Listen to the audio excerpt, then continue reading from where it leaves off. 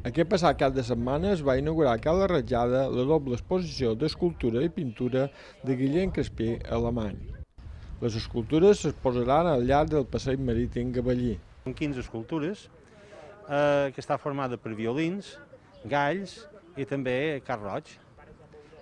Són escultures fetes en ferro corten, i el carn roig està fet en ciment i pols de marbre.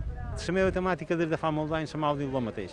Són violins, a mi m'agrada molt fer violins, sobretot perquè ja des de fa estona el que jo anomeno harmonia figurativa ho faig perquè tots són curves. M'agrada que harmonitzar qualsevol imatge que faci i llevar totes les rectes que pugui.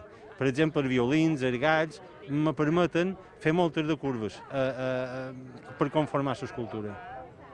Al centre Cap Vermell recull l'exposició de pintura de l'artista.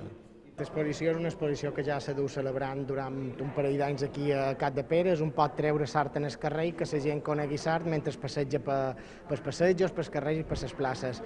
Enguany, després de tota la pandèmia, la veritat és que estem molt contents de poder comptar amb en Guillem, que ens ha reduït les seves escultures que hem ubicat en el passeig marítim i a les places de Cala Ratjada, i aquí en el centre Cap Vermell sempre paral·lelament se fa una exposició també, en aquest cas d'esquadres que té en Guillem, i la veritat és que des d'aquí convidem a tothom a que vingui a Cala Ratjada i que vingui a conèixer l'art d'en Guillem de primera mà.